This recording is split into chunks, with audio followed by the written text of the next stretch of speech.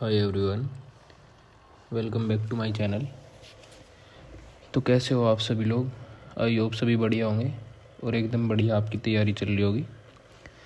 तो इस वीडियो में हम बात करेंगे एसबीआई क्लर्क मेंस के रिगार्डिंग। जैसा कि आप सभी लोगों को पता ही है कि अब 6 से 7 दिन बचे हैं लास्ट, और मे भी 10 भी हो सकते हैं, क्योंकि अभी एक न्यूज़ काफ़ी हो रही कि 15-16 को ना होके 21 नवंबर को हो सकता है एसबीआई क्लर्क मेंस। पर चलो अच्छा है, जितने ज़्यादा दिन मिल जाए उतना अच्छा। तो इस वीडियो में हम बात करेंगे एसबीआई क्लर्क मेंस के मॉक टेस्ट 1 के बारे में, टेक्स्ट बुक पर। तो कल मेरा एग्ज़ाम था LICAO का, बस आज मैंने आती मॉक लगाया एसबीआई क्लर्क का, जिससे कि रिवाइज़ हो जाए एक बार से, पर थोड़ी प्रैक्टिस आ जाए और बैठने की आदत पड़ जाए।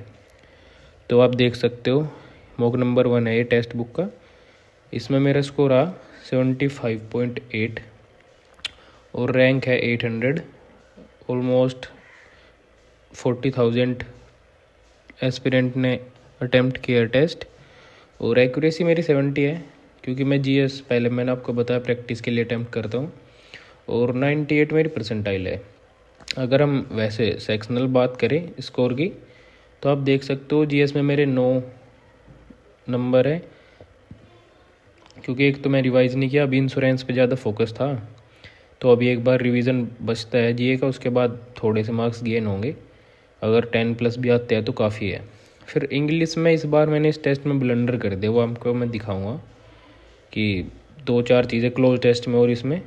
और क्वांट में ठीक हूँ मैं, मतलब सेटिस्फाई हूँ क्वांट से, क्योंकि इतने ही अटैम्प्ट करने के लायक लगे मुझे। DI दोनों 3 DI थी और एक कैसलेट, 2 कैसलेट। तो 2 DI मुझे बहुत टफ लगे, 1 DI और कैसलेट में कर पाया। और बात करें हम रीजनिंग की, रीजनिंग में आप देख सकते हो 24 मेरे अटैम्प्ट है और 100% एक्यूरेसी है। और अब अगर बात करें हम सॉल्यूशन की, तो मतलब मैं अगर बोलूँ तो एग्ज़ाम लेवल से तो मतलब ठीक था। रीजनिंग सेक्शन एग्ज़ाम लेवल था, इंग्लिश भी एग्ज़ाम लेवल था। इंग्लिश में मैंने खुद से गलती की, पर हाँ मैं बोल सकता हूँ कि क्वांट थोड़ा ही था। तो जीएस की तो क्या बात करें, आप देख सकते हो कि मैं प्रैक्टिस के लिए मोस्टली अटैम्प्ट करता हूँ, जिसमें मुझे 10% भी वो होता है कि ये हो सकता है। तो अगर मैं इंग्लिश में आपको बताऊं कि मेरा ग्रामर सेक्शन थोड़ा वीक है, जैसा आप देख सकते हो ये फ्रेज रिप्लेसमेंट मैंने गलती की, और इसके बाद ये वो कैब मैं पढ़ता नहीं, तो और ना इतनी अच्छी आती वो कैब, ये बस मॉक टेस्ट में है थोड़े अलग अलग सी वो कैब। तो देख सकते हो 3-4 मेरे वो कैब में गलत हुए। और एक मेरा पैराजम्बल, आप देखोगे ना पैराजम्बल की लेंथ, अच्छा खासा पैराजम्बल था। देखिए 7 सेंटेंस का मैंने सही बना दिया था, बस मैंने एक रिप्लेस करना था। जैसे मैंने 3rd सेंटेंस है वो मैंने पी लगाया, वो टी था, और ये मैंने टी लगाया, ये पी था। बस ये रिप्लेस करना था, मैं इसमें नहीं समझ पाया, वरना पैराजम्बल भी ठीक है। और अगर बात करें पैराग्राफ की, तो मेरी रीडिंग सेक्शन अच्छा है। तो आप देख सकते हो ये 6 क्वेश्चन थे पैराग्राफ में, ये मोस्टली मैंने सही किया है, एक गलत हुआ। देखो ये इस टाइप की आती है वो कैब, मैं आपको बताऊं जो एग्ज़ाम रिलेवेंट है, जैसे प्रोलिफरेटेड, जैसे फलना फूलना या उस चीज़ को बढ़ाना, इसका वो बताना एंटोनियम। और जैसे आप देख सकते हो इससे पहले ट्रांसफॉर्मेटिव, तो रिवोल्यूशनरी, तो इस टाइप की आती है जो आप जिनसे आप फ्रेंडली होगे। तो जैसे ये है कुछ अलग ही लेवल की चली गई है, तो ये नहीं हो पाती मेरी, ये मेरा ब्लंडर हुआ। और एरर मेरे ठीक थे इस बार, देख सकते हो आप 3-4 एरर लगाए, वर्ड स्वैप ठीक थे। फिर हम अगर बात करें तो पैराग्राफ भी ठीक गया मेरे, लास्ट में एक और पैराग्राफ था कि 2 गलत हो गए, पर अच्छा था फिर भी, देख सकते हो आप। उसमें भी थोड़ा सा मेरी वो कैब की गलती हुई, तो वो कैब में मैं गलती कर रहा है, इसमें मुझे थोड़ा ध्यान देने की ज़रूरत है। पर ठीक है, अगर मतलब मैं थोड़ा सा लेवल भी थोड़ा कम और मैं थोड़ी प्रैक्टिस करूँ तो 25 तक जा सकते हैं। और अगर हम बात करें क्वांट की, क्वांट मुझे मतलब डिफ़िकल्ट लगा, मैं मतलब पता नहीं है तो, क्योंकि मुझे लगता है कि मैं ठीक कर लेता हूँ क्वांट मोस्टली सभी मॉक में, पर इसमें मुझे डिफ़िकल्ट लगा।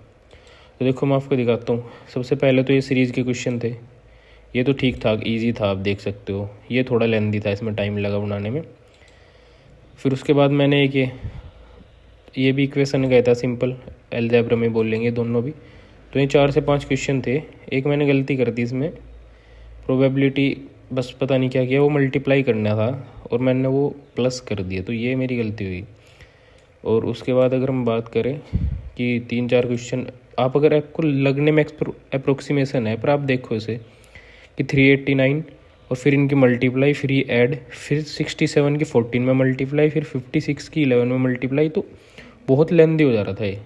अगर आपकी मल्टीप्लिकेशन या कैलकुलेशन अच्छी नहीं है तो आपको बहुत लेंदी लगते हैं। अप्रोक्सीमेशन देख सकते हो आप कि 144 की 4 में, फिर 114 की 5 में, फिर इनकी मल्टीप्लाई, फिर 93 से कट करना। तो मतलब बहुत लेंदी हो रही थे तो अप्रोक्सीमेशन पर लेंदी थे जितना बोल सकते हैं। उसके बाद ये एक प्रॉफिट लॉस का था, ये किया मैंने।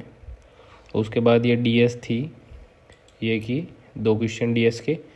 तो फिर लास्ट में एक और था ये उसका मेंसुरेशन का, ये मैंने किया। और लास्ट में डीआई की बात करें तो मैं मतलब पता नहीं है कि 2 मैंने सोल्व कर लिया था पर बहुत डिफ़िकल्ट सा लगा मुझे। अगर आप भी देखोगे मतलब हिट एंड ट्राई पे मैंने सोल्व किया। ये मैं बताता हूँ कहाँ से मैंने। देखो इसमें ये बोला हुआ था कि जो मेल की परसेंटेज है, मतलब 100x टोटल मेल होंगे तो 15x इधर है, 25 इधर, ये। फिर लास्ट में दे रखा था कि फीमेल इतनी है, मेल इतने टोटल। तो फिर फीमेल का रेशो दे दिया, तो समझ ही नहीं आ रहा था कैसे निकालना। फिर मैंने लास्ट में इस क्वेश्चन से थोड़ा सा कैच किया कि मगर क्या होगा, 7200 था ना, तो मुझे लगा 1800 ही होगा क्योंकि 10 की फॉर्म में ही होंगे सब। तो मैंने 9000 ले लिया पहले, तो उससे नहीं हुआ। फिर मैंने कम करके 5400 लेना पड़ा, तो उससे लास्ट में मेरा सोल्व हो गया था। पर जब टाइम नहीं बचा मैं 2 या 3 क्वेश्चन यही लगा पाया इसके।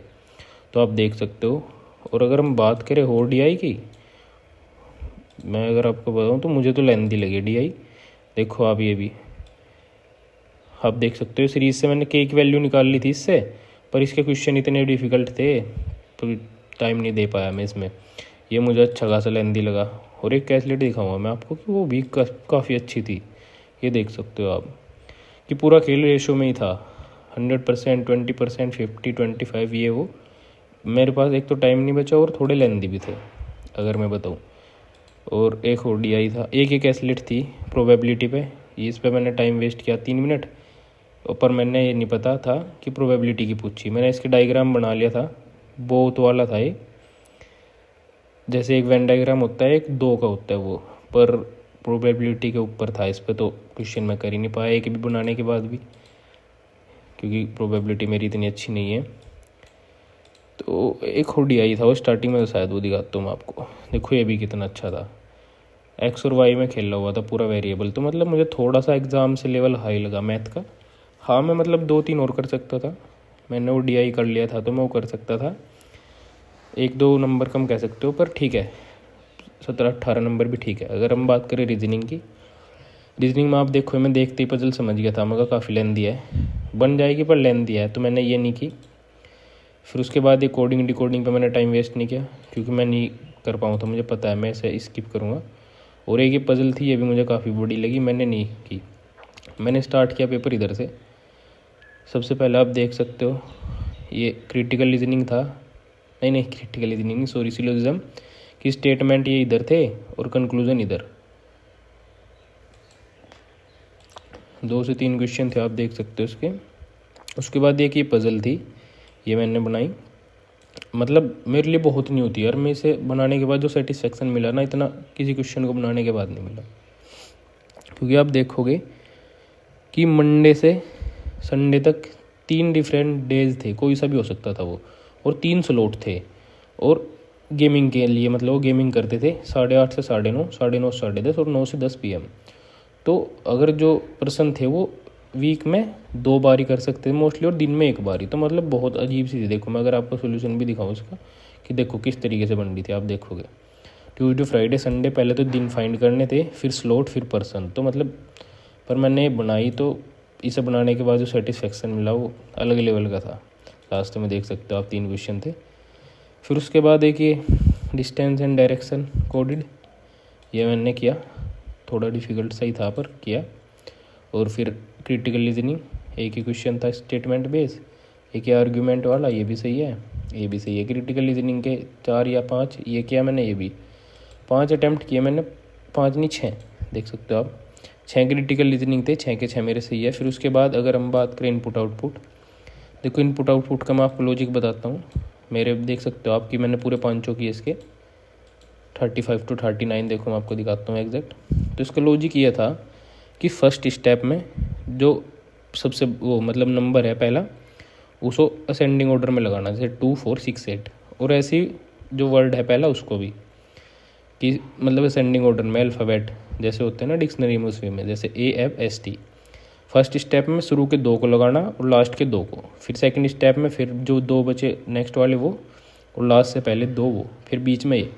तो ऐसा नहीं इस लॉजिक में ख़त्म हो गया ये, 3 स्टेप तक तो ये लॉजिक था। फिर फोर्थ स्टेप से क्या हुआ, चेंज करने के बाद जो सबसे ग्रेटर नंबर है वो स्टार्टिंग में, और जो सबसे ग्रेटर अल्फ़ाबेट से स्टार्ट वर्ड है वो लास्ट में। फिर उसके बाद इससे जो छोटा है वो इसके यहाँ, और इससे छोटा है वो इससे पहले। तो ऐसे करते करते लास्ट में ऐसे हो जाएगा कि जो नंबर थे वो डिक्रीजिंग ऑर्डर में, और वर्ड थे अल्फ़ाबेटिक फॉर्म के उससे देख के इंक्रीजिंग ऑर्डर में। मतलब लेंदी था और कुछ नहीं, देख सकते हो आप मेरी। मगर मैं अगर फर्स्ट आपको क्वेश्चन पे दिखाऊँ कितना टाइम लगा, 7 मिनट लगे, क्योंकि इतने बड़े बड़े थे, पूरे लिखने पड़ रहे थे, 8 स्टेप में बनाए। पर ठीक था, मतलब करने लायक था, लॉजिक ईजी था पर लेंदी था। पर मुझे दिख रहा था 1.2 का है ये क्वेश्चन, तो 6 मार्क्स मिल जाएंगे आराम से, क्यों टाइम वो करना। तो मैंने ये किया। और उसके बाद हम लास्ट में देखे कि कोडिड डायरेक्शन डिस्टेंस नहीं इनइक्वालिटी था, ये मैंने किए 3 क्वेश्चन। और इसके बाद अगर हम बात करें लास्ट में, ये एक डाटा सफिशिएंसी के थे 2 क्वेश्चन जो मैंने किया। और आप क्वेश्चन देखोगे ना कि 5 मिनट लगी मेरी, 3 स्टेटमेंट, और वो भी लेंदी कि 3 मंथ में बैठे, 2 डेट में पर्सन। और ये वाला तो इससे भी लेंदी, मैंने छोड़ दिया कि ब्लड रिलेशन का, तो बहुत लेंदी थे ये भी। तो मतलब ओवरऑल बात करें तो मेरे 75.8 है। मुझे लगता है एक तो मैंने जीएस का रिवीजन नहीं किया, क्योंकि मैं इंश्योरेंस पढ़ रहा था कल तक, अभी तक जीएस कुछ रिवाइज भी नहीं किया। तो 4-5 मार्क्स अगर जीएस में गेन होते हैं, और थोड़ा सा मुझे इंग्लिश पे काम करना। पर मैं तो रीजनिंग से तो मैं सेटिस्फाई हूँ, क्योंकि मैथ का लेवल टफ था, और जो पेपर में आएगा वो एक डीआई ईजी आएगा, तो एक और डीआई मैं बना सकता हूँ।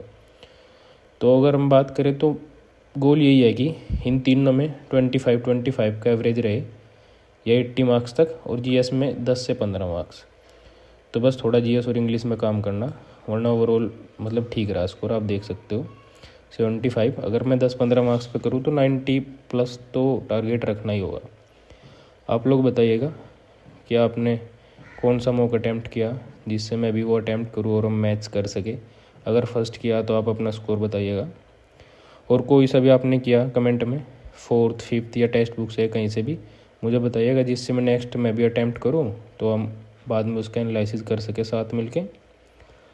और बताइएगा कि अगर मैं कोई गलती कर रहा हूँ वो बताइएगा कि मैं क्वेश्चन सेलेक्ट नहीं कर रहा। आपको किस चीज़ में हेल्प चाहिए वो कमेंट करिएगा।